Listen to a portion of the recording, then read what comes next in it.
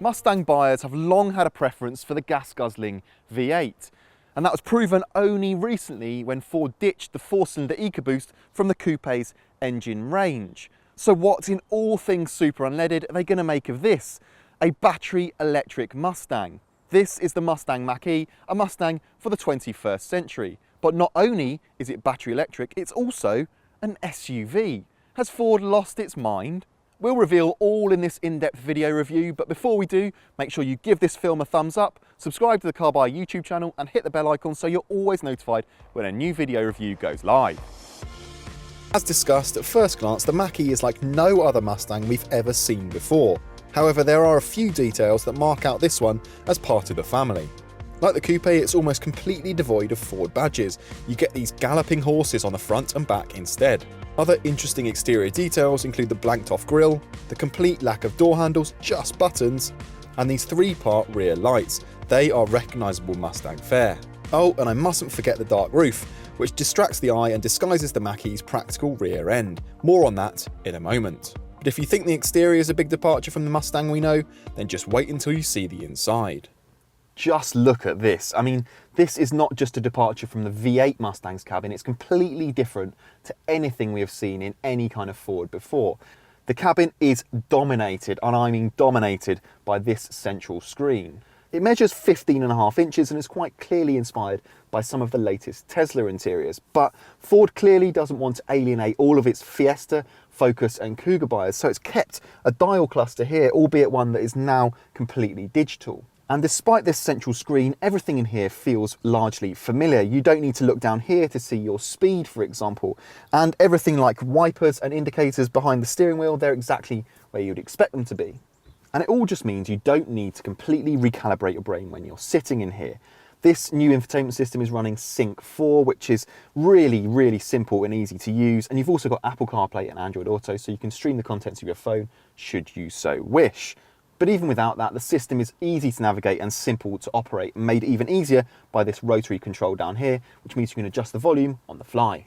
Storage is excellent. We've got loads of space down here, with a couple of cup holders and a tray under there. A big bin under here, and of course the usual door bins and glove box. Quality in the cabin is actually pretty good. You find some familiar parts, buttons and switches, but we've never moaned about that in a Ford before, so it feels unfair to do it now, even if the Mustang does cost a little bit more than some other Ford models in the range. But quality and materials, overall, good job. As always, you can find a full and up-to-date rundown of the Mustang Mach-E's specs on our website. Standard equipment is generous whichever version you go for, however, with all models including features like adaptive cruise control, automatic headlights, all-round parking sensors and a rear-view camera, dual-zone climate control and heated seats. There's wireless smartphone charging too. Standard models are rear-wheel drive, but buyers can choose 4-wheel drive if they so wish. There are 2 battery sizes, offering a standard range or extended range, but more on those a little later. It's worth noting that extended range models also get some extra kit, including a 360-degree camera, powered tailgate, a B&O stereo system, panoramic roof, and automatic parking. Now, we talked about that high roofline a moment ago, and it's fair to say that its advantages are best discussed back here. You see, the way this car has been designed means that the roof stays high, and even with our car's panoramic roof, there's enough room for a 6-foot adult like me to sit pretty comfortably. And I don't think I'd have an awful lot to complain about if I was sitting here in the middle seat, because thanks to this car's electric platform, it's got a completely flat floor, which means there's loads of space to put your feet. Now, this being a family SUV means you get some ISOFIX points on the outer chairs, you get some door bins, and there's a couple of USB slots down here. Overall, I'm pretty impressed. Now, another benefit of this car being designed as an electric car from the ground up means there's actually some space in the nose. Go on, go and have a look. There's 81 litres under here, which is easily big enough to store the car's charge cables, or maybe you could reserve it as a takeaway carrying cubby, preventing nasty smells from lingering in the cabin. You can even hose it out afterwards if you have any spillages.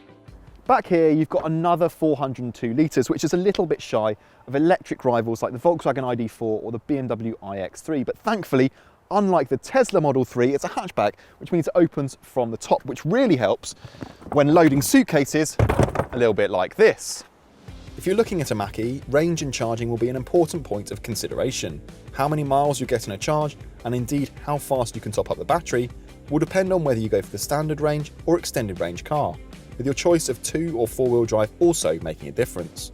The standard range car gets a 68 kWh usable battery, while the extended range model ups that to 88 kWh.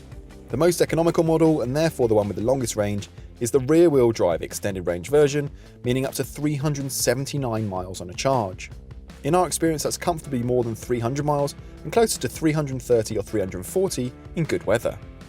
Standard range models will charge at speeds of up to 115 kilowatts, while the extended range models up that to 150 kilowatts. That translates to a 10 to 80% charge of between 38 and 45 minutes. Again, full specs are on our website. Now, I am desperately trying to find fault with this car, so you will just have to bear with me for a moment. The thing is, you see, when you're driving this rear-wheel drive model, the first thing you notice is it's perhaps not quite as fast as you might expect. It's not slow, but when you're expecting some of the noise and the theatre of its V8 namesake, you perhaps just expect a little bit more. So let me clarify. This Mustang has just 290 horsepower, which in a car that weighs over 2 tons just doesn't feel that dramatic. A decade ago, that was the preserve of hot hatchbacks and sports cars, but nowadays, even Volvo's family electric SUV has more than 400 horsepower and does 0 to 62 miles an hour in around 5 seconds. Of course, there are faster and more powerful Mustangs should you need or wish. But who really needs that level of performance, especially when it's all there exactly when you need it? Response is instant. You put your foot down and the Mustang just launches you in the direction the steering is pointing. Speaking of steering, it's usually a Ford strong point, but here it just feels light and just numb, which is a shame really, because in all other aspects, Ford has made this handle really neatly, especially for an SUV, with very little in the way of body roll. The trade-off, of course, is a slightly firm ride. Refinement is another strong point, however, with pretty much no noise from the electric motors. In fact, the only real noticeable sound at high speed is the wind rushing over the nose. Even tyre roar is unobtrusive. There are 3 drive modes to choose from. The first one is active. It keeps everything in its default mode, and it's just the one you'd use day to day. Then there's whisper, which tones things down a little bit, keeps things nice and quiet. Perfect if you don't want to drive everywhere flat out. If you do, then there's untamed mode, which livens things up a little bit and pumps fake V8 noises into the cabin. But you know what? That's something I'm really not too sure about, which leads us nicely onto the deal makers and the deal breakers. With a choice of batteries, the Mustang is a true Tesla challenger. The extended range version will do up to 379 miles on a charge. The Mustang Mach-E feels like no other Ford, with its huge central screen offering all the functionality and features you could wish for. It may not be as fast as some electric cars, but the Mustang handles really well. Handling is excellent, but the ride is a little firm and the steering rather light. Also, if you're looking for a car to rival the fastest Teslas, you'll need to step up to the more expensive models.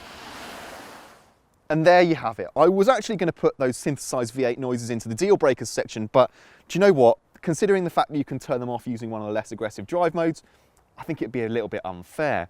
Overall, you can see that the electric platform just gives so many benefits. There's so much space inside and it drives pretty sweetly for something so heavy. And it's even pretty good value. Those extended range models will do comfortably more than 300 miles on a charge. So if you ignore the fact that this is indeed a Mustang without a choking great petrol engine, it's actually just a really impressive electric family SUV. If you like this video, then why not watch our review of the Tesla Model 3 or our electric cars playlist. Make sure you subscribe to the Carbuyer YouTube channel, and thank you for watching.